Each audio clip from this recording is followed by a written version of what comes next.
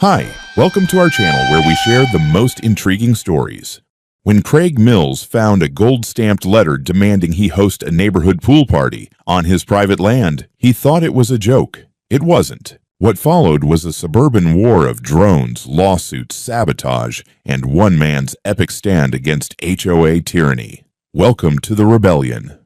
It was a Thursday morning when the envelope first showed up in my mailbox. Thick ivory paper, HOA letterhead stamped in pretentious gold foil, the kind of thing that screams delusions of authority. At first, I thought it was a misdelivery. Pine Grove Ridge HOA had no business with me. My 6-acre property sits just uphill from their neatly trimmed subdivision, separated by a small stretch of forest and about 400 feet of reinforced fencing. I don't share a zip code with those people, let alone a jurisdiction. I never signed their covenants, never paid their dues, never waved at their monthly parade of golf carts and grievance committees. And yet, there it was, addressed to me. Not resident, not to whom it may concern. No. Mr. Craig Mills, homeowner. Inside, a single sheet of paper. Dear Mr. Mills, your backyard swimming pool has been selected as the host location for Pine Grove Ridge's annual community social this Friday at 5 p.m.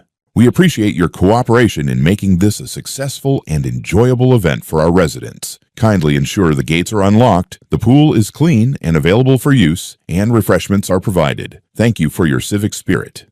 Karen Stroud, HOA President. I read it twice. Then I read it a third time, slower, just to make sure I hadn't missed a hidden punchline or maybe a coupon for brain surgery. Nothing. Just arrogant certainty written in fancy font. I stood there, leaning against the mailbox post, blinking into the soft Carolina morning, wondering if I'd just stepped into a parody of suburban entitlement. No prior request, no greeting, no please. Just a dictation. Open your gates, serve us drinks, host our party. Back inside, I sat down at my desk and composed what I considered to be a fair and measured response. I explained, in plain language, that my home and land were not part of Pine Grove Ridge, that I had no affiliation with their HOA, and that my property was private. I even attached a scanned copy of my deed and boundary map, highlighting the clear line of separation.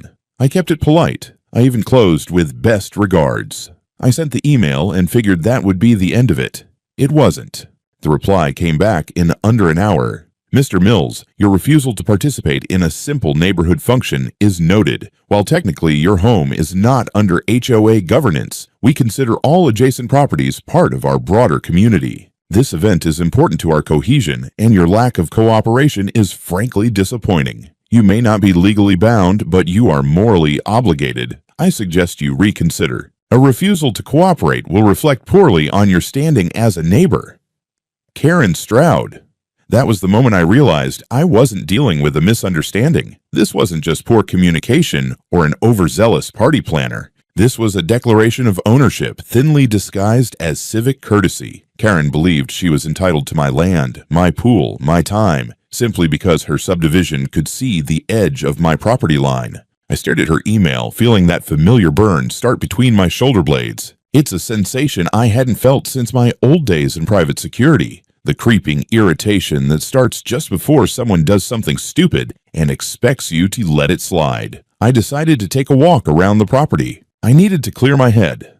I walked the perimeter, 6 acres of privacy I'd worked hard to maintain. My house stood on the rise, overlooking a clean blue pool lined with cedar decking and shaded pergolas. Beyond that, a view of the lake and the misted trees that bordered the ridge below. I'd installed reinforced fencing, sensor-driven lights, high-res cameras, and an electric gate not out of paranoia, but because I'd learned early in life, boundaries matter. They keep people safe and out. When I returned home, I sent one final message. Karen, this is a formal notice that no one is permitted on my property without written consent. The pool is private, the land is privately owned, and your event will not take place here. Any further contact of this nature will be considered harassment. Please respect the legal boundary between Pine Grove Ridge and my property. Craig Mills. I thought that would do it. Most people, when faced with a clear legal line, back off. But something about that woman's tone, the manufactured calm, the veiled threats, told me that this was not someone who believed rules applied to her. Not unless she wrote them.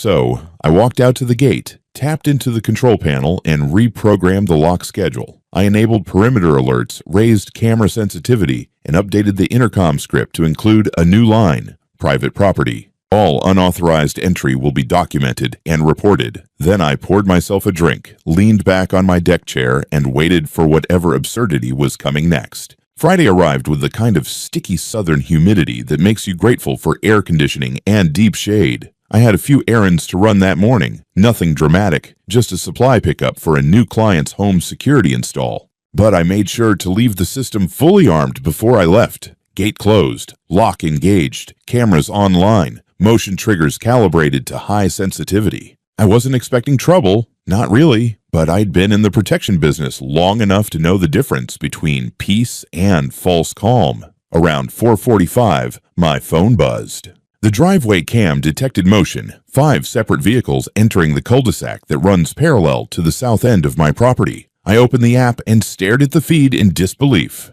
SUVs, minivans, even a sedan with pink balloons tied to the antenna. Guests. Real guests. They were unloading coolers, folding tables, decorative lanterns. A woman stepped out with a stack of lawn chairs, another with what looked like a portable karaoke rig. I counted at least 15 people, none of whom belonged on my land. Then came Karen. She was wearing a pastel blazer and slacks like she was attending a political fundraiser, and she carried a clipboard under one arm like a sheriff showing up to enforce a town ordinance. She marched right up to my gate with 2 men flanking her, HOA board members, I assumed, or just sufficiently neutered husbands, and stared at the control panel as if she expected it to open with a wink and a smile. Instead, she was met with a cold blue screen that read, "Private property. Access denied. Trespassers will be reported." She pressed the intercom. I let it ring. She pressed it again, more insistently, then again in rapid fire, like she was trying to brute force her way in with persistence alone.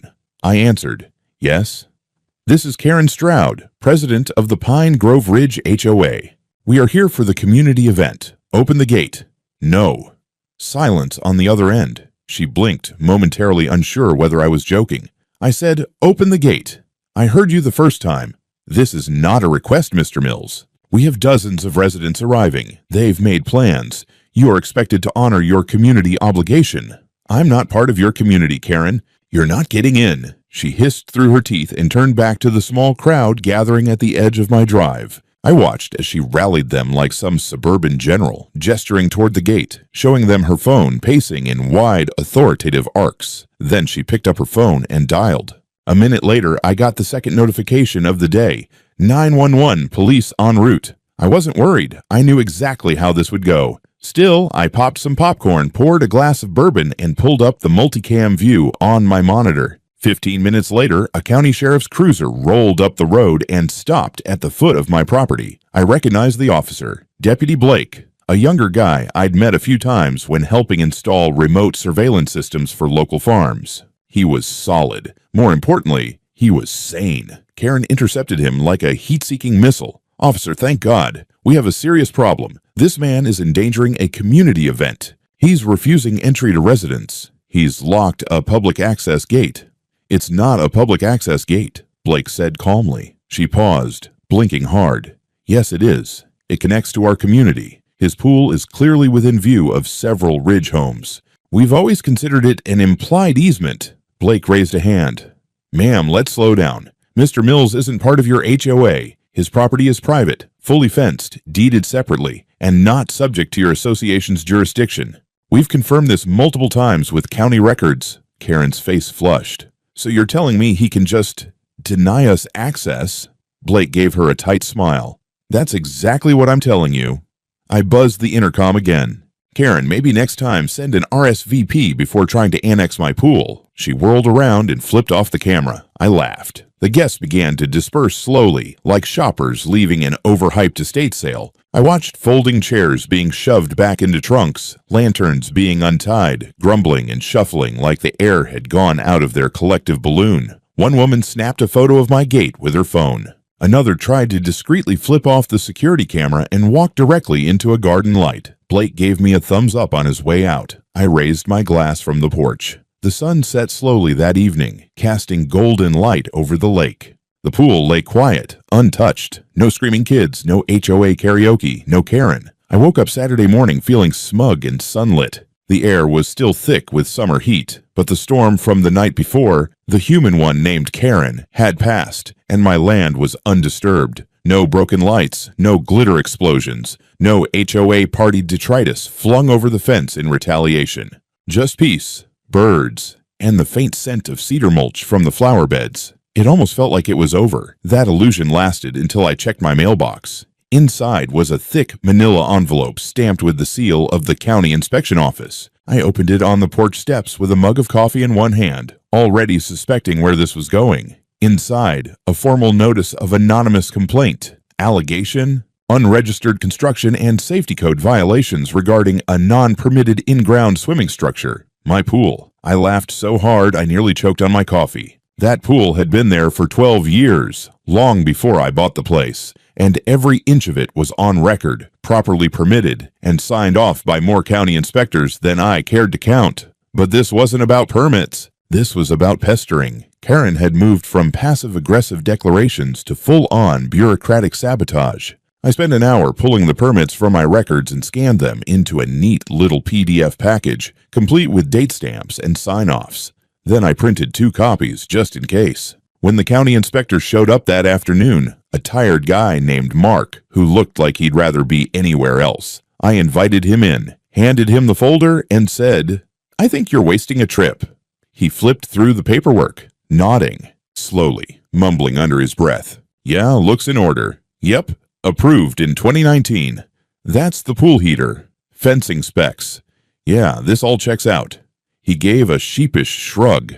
"Anonymous complaints. We have to follow up." "Let me guess," I said. "Someone from Pine Grove Ridge?" Mark glanced toward the south edge of my property where the HOA homes shimmered in the distance like plastic dollhouses. He gave the faintest of smirks. "We've been getting a lot of anonymous complaints from that area lately, usually against the same 2 or 3 properties. Any of them involve a woman in a pastel pantsuit with god-complex energy?" He laughed. "You know what? Don't answer that." After he left, I sat back down in my home office and opened my security dashboard. I wanted to know just how busy Karen had been. I pulled access logs from the past 48 hours, checking motion detection alerts near the fence line, particularly by the southern perimeter. Sure enough, 4 instances of someone loitering near the property at odd hours. Same build, same walk, same handbag silhouette. Karen, once just after midnight, once at dawn. The next day, things escalated. I received 2 more complaint notices in my inbox before lunch. One accused me of excessively bright exterior lighting causing distress to neighboring homes. The other claimed my surveillance system violated reasonable privacy expectations by recording community residents without consent. A third email arrived just after dinner, this one from the Pine Grove Ridge Board itself. A strangely formal document urging reconsideration of my relationship with the community and warning that continued uncooperative conduct could result in escalated action. It was all empty puffery. I wasn't part of their HOA. Their rules didn't apply to me, but the volume, the sheer persistence, was undeniable. Karen had declared war, and she was trying to paper-cut me to death. So I adapted. I upgraded my perimeter cameras to thermal imaging. I added automated license plate capture at the gate. I repositioned one of the side cameras to face directly at the southern property line and configured a live streaming backup to a secure off-site server. Then I activated the passive microphone on the intercom. That night, my system caught audio of someone at the edge of the woods muttering to themselves, fuzzy but clear enough to pick out one sentence. He thinks this gate makes him untouchable. By Monday morning, I'd gathered enough footage, timestamps, and metadata to assemble a tidy little report. I dropped it off at the sheriff's office in town with a simple note: pattern of harassment, escalating, requesting documentation on file. The deputy at the desk didn't even blink. Another HOA neighbor situation? Something like that. He nodded. We're getting more of those lately. Must be the heat. It was a Wednesday afternoon just after 2 when the alarm went off. Not a test ping, not a squirrel on the fence. A real full-throttle perimeter breach. My phone buzzed, the security dashboard lit up, and a red banner blinked across my home monitor. Unauthorized entry detected. South fence zone. I was on a job site in Charleston at the time, installing a biometric lock for a paranoid cardiologist, but I paused mid-wire and tapped into the live feed. The camera footage snapped into view, grainy at first, then sharpening as the AI auto-zoomed on movement. And there she was, Karen. In khakis and a sun hat this time, not her usual HOA regalia, crouched behind the trimmed hedges that lined the south side of my lot. With her were two men. One of them unmistakably her husband Gerald, who once emailed me a PDF of HOA parking regulations like he was delivering subpoenas. The third guy I didn't recognize. Tall, reedy, looked like a former mall Santa who'd lost custody of his beard. They had a goddamn ladder. The camera caught Gerald stabilizing it while Karen clutched a canvas tote bag and barked directions. The third guy climbed first, ungraceful and loud, his sneaker slipping once before he toppled down onto my cedar mulch with a grunt. Karen followed. Gerald brought up the rear. Within 60 seconds, they were inside my yard, tiptoeing across the lawn like burglars who'd watched too many Disney movies. Karen was muttering something loud enough to trigger the microphone pickup on the intercom system. Just get some footage. Anything that looks like a violation, power boxes, drainage, the slope by the fence line, whatever looks non-compliant. That tote bag she carried. Inside it was a drone, a sleek consumer-grade quadcopter with a 4K lens. I watched them deploy it from the side of my pool deck like they were filming an HGTV expose on non-HOA landscapes. The damn thing took off, buzzing like a giant mosquito and swooping over my property, across the lawn, over the deck, then around to the mechanical shed near the east wall. They weren't being sneaky. They were being surgical. And stupid. They didn't realize I had multiple layers of detection, not just movement and video, but ground sensor triggers, audio signatures, and RF signal mapping that flagged any unauthorized wireless drone controller as an anomaly. And worst of all, for them, the system was tied directly to the local sheriff's response grid. The moment that drone lifted off, the protocol launched. While they tiptoed around the lavender beds and tried to film my HVAC panel, a cruiser was already en route. I got the call on my secondary line. Mr. Mills, this is dispatch. We're reading an intrusion on your property flagged by a registered security protocol. Are you safe? Not home, I said, already grabbing my keys and apologizing to the cardiologist, who looked both concerned and very intrigued. But I'll be there in 20. By the time I pulled up to my gate, 2 patrol cars were parked at the curb and a third was just leaving. I could see Karen and her crew huddled near my pergola, flanked by 2 deputies, one of them the same Blake from the pool incident. His expression was all professional patience and barely veiled amusement. He waved me over. Afternoon, Mr. Mills. I believe you know these folks. Regretfully, I said, stepping out of my truck. Karen turned to face me. Her cheeks were blotched crimson with heat or fury, maybe both. This is a misunderstanding, she said, lifting her chin as though that might turn the whole situation into a brunch invitation. You jumped a locked fence, launched a surveillance drone, and trespassed on private land, I said flatly. That's not a misunderstanding. That's a crime. We were acting on behalf of the HOA, Gerald chimed in, immediately digging them in deeper. There have been serious concerns about code violations, and we had reason to believe— You don't have jurisdiction, Blake interrupted. Not even close. Karen made one final flailing lunge for rationalization. We were documenting violations for community safety. It's our responsibility as— Blake cut her off. Ma'am, I'm going to ask you to stop talking. He turned to his partner.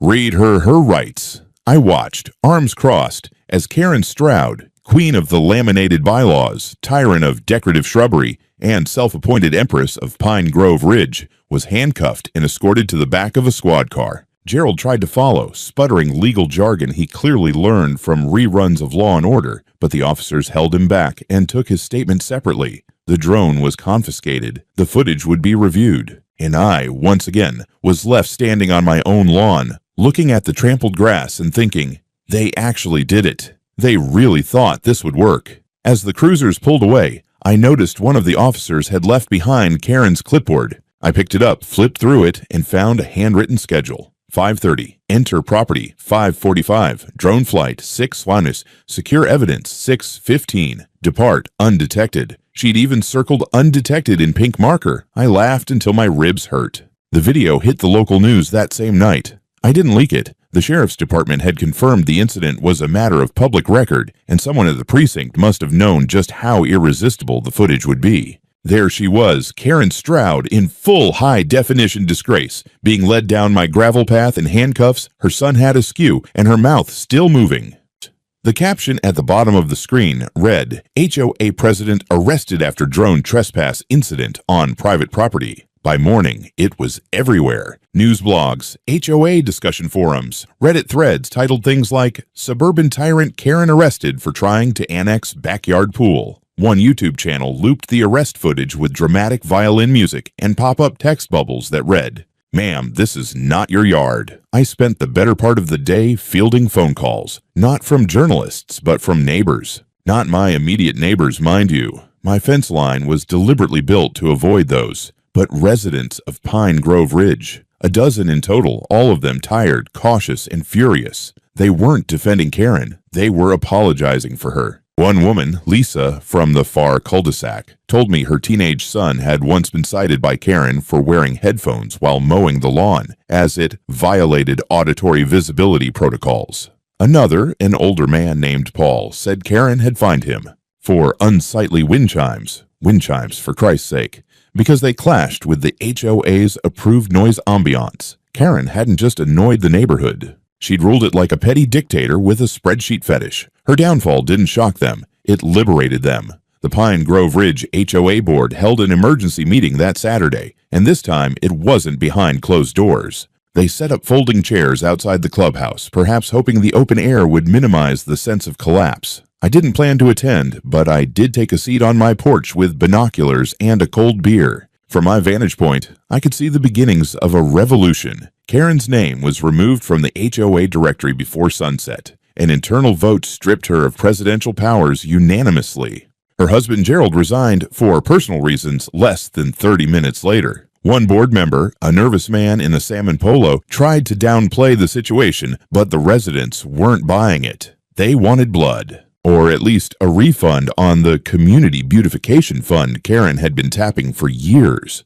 2 days later, a local investigative reporter ran a piece on HOA mismanagement across the state, and Pine Grove Ridge was suddenly the poster child for abuse of power. The article detailed outrageous fines, secret surveillance initiatives, and even a failed proposal Karen once submitted to restrict Halloween decorations to a 2-day window to prevent pagan visual clutter, with public pressure mounting and the HOA now under scrutiny from the County Oversight Committee. The entire board stepped down en masse. Pine Grove Ridge was suddenly leaderless, rudderless, and to my deep satisfaction terrified of doing anything without legal review. I kept out of it. I declined every interview request, turned down podcast invites, ignored social media tags. The only public statement I made was a short, dry message posted on the fence near my gate. Private property. No trespassing, no HOA events, no Karen. It became a bit of a neighborhood joke. People took selfies with it.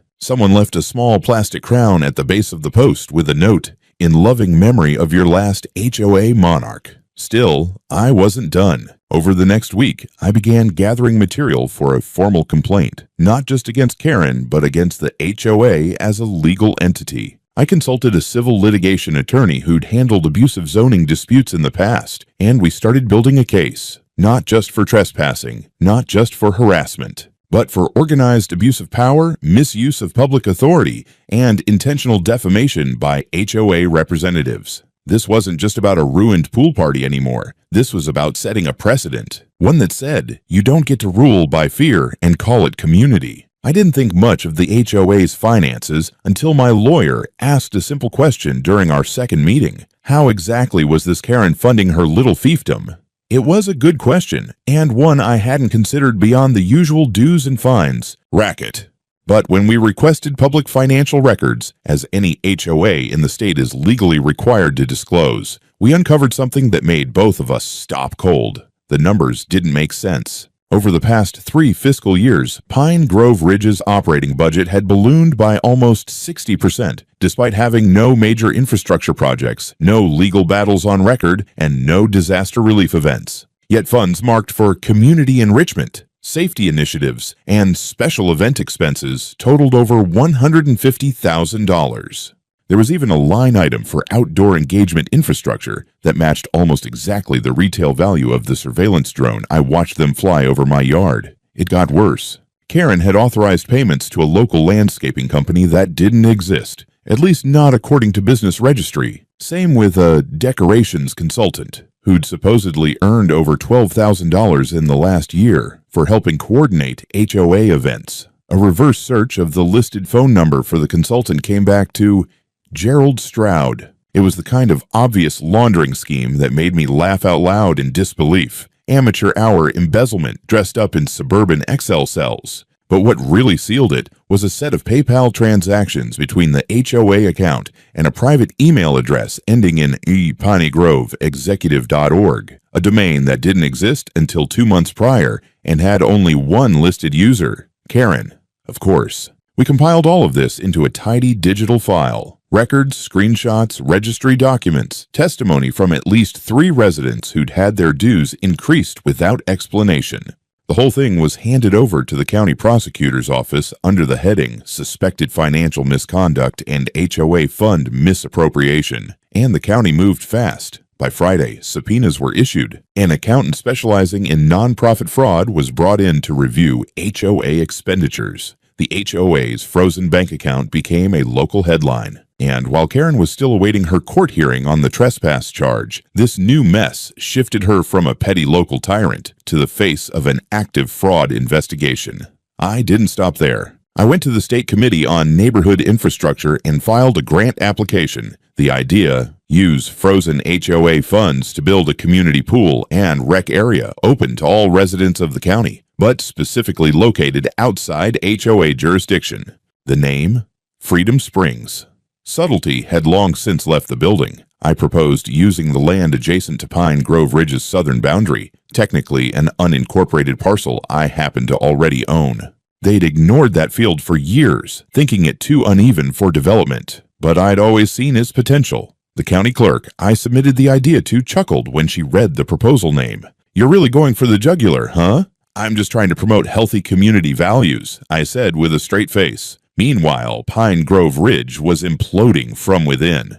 Without a board, without funds, and now without credibility, the neighborhood lost 8 members in a single week. Families who either sold their homes in a panic or simply stopped paying dues entirely. Some residents painted over the HOA logos on their neighborhood signs. Others began openly violating long-held aesthetic rules. Pink flamingos in lawns, Halloween lights in July, lawn gnomes by the dozens. An elderly woman named Marlene left a voicemail on my office line. "I don't know what you did, Mr. Mills, but for the first time in 15 years, I feel like I can plant what I want in my own garden. Thank you." It was a satisfying storm to watch. Not because I hated HOA as a concept, I didn't, but because I'd seen what unchecked control does when it grows in silence, when it's rubber-stamped with the phrase community standards and used to stomp on people who don't conform. Karen had tried to conquer a man's backyard with party banners and fake authority, and now her little kingdom was burning, courtesy of her own spreadsheets. I thought she'd finally retreat. After the trespass charge, the public embarrassment, and the unraveling of her HOA empire, it seemed logical that Karen would slink off into quiet suburban exile, maybe take up pottery or start a blog about community gardening. But I underestimated her appetite for humiliation. She came back with one last swing. It started with an envelope, again. This one delivered not by the post office, but hand-delivered to my business Dropbox in the dead of night. No return address. Just a single sheet of paper, a notice of civil suit, filed by Karen Stroud against me, Craig Mills, for intentional defamation of character, obstruction of HOA duties, emotional distress, and loss of community standing. I laughed so hard I nearly dropped my coffee on the truck bumper. She was suing me. After everything. My lawyer, a woman named Robin who'd spent most of her career demolishing bad faith zoning suits, was less amused. "It's not a strong case," she said, flipping through the paperwork with gloved fingers like it might be contagious. "But it's noisy, designed to make you look like the aggressor. It's Karen's last stand." We filed a countersuit within 48 hours, citing malicious prosecution, harassment, and the mountain of evidence we'd already compiled. While the lawyers did their dance, Karen tried one more stunt: sabotage. One morning, I arrived at my home office to find the power cut. The breaker panel outside had been tampered with. Not ripped open, but surgically flipped and resealed. like someone who knew what they were doing had deliberately interrupted the supply. I flipped it back, reviewed the footage, and there she was. Karen on my cameras again, just outside the range of the driveway motion floodlight, dressed in black like some HOA ninja, reaching behind the panel with gloved hands. I called it in. She was picked up within the hour. Second arrest. No nonsense this time. No tears or excuses. Just silent fury as she was loaded into the cruiser again. Her court date got moved up by 2 months. And that court date, it was delicious. The courtroom wasn't crowded, but it didn't need to be. Karen sat with her lawyer, a visibly exasperated man who kept adjusting his tie like it might strangle him, while I sat with Robin, sipping from a thermos and quietly marveling at how predictable everything had become. The judge read the accusations, frowned, and then asked a single question.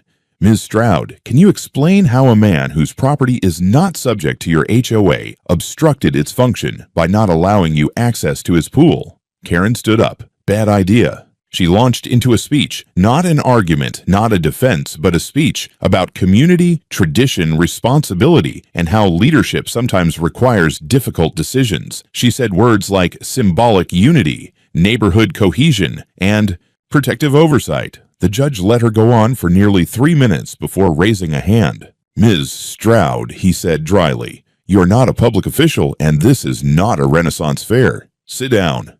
I almost choked. The ruling was swift. Her lawsuit was dismissed with prejudice, meaning she couldn't refile, and my countersuit was scheduled for full review. The judge also recommended criminal charges for the electrical sabotage and issued a temporary restraining order preventing Karen from stepping within 300 feet of my property. Outside the courthouse, I passed her on the steps. She didn't say anything, didn't even look up. Just clutched her purse like it was the only thing she still controlled. For a brief moment, I almost felt sorry for her. Almost. That night, I installed another camera, not because I needed more angles, but because I'd learned one thing very clearly. Tyrants don't go down quiet, they flail, and I wanted every second on tape. I didn't attend the sentencing. By then, I didn't need to. Karen's third arrest, this time for violating the restraining order and trying to follow my truck in a tinted sedan like she was auditioning for CSI. HOA had sealed her fate. The county prosecutor didn't play around. The court found her guilty of criminal trespass, harassment, and tampering with a utility system. She was sentenced to 30 days in county jail and 12 months of probation, plus a court-mandated psychological evaluation to assess boundary recognition and impulse control. No one from Pine Grove Ridge came to her defense. In fact, by the time Karen's sentence was handed down, the HOA she once ruled had essentially ceased to exist. After the fraud investigation froze their accounts and my grant proposal was publicly approved by the state, the rest of the HOA members voted to dissolve the organization entirely. It made local news. South Carolina community abolishes HOA after financial scandal and drone incident. There was even a segment on daytime TV where a cheery reporter asked, "Could your HOA be next?" Meanwhile, construction began on Freedom Springs, the new public rec area funded in large part by the recovered HOA funds. The irony wasn't lost on anyone. Where Karen had once tried to stage an unauthorized party on private land, a real, legally sanctioned community space was now being built, open to all, but under no one's thumb.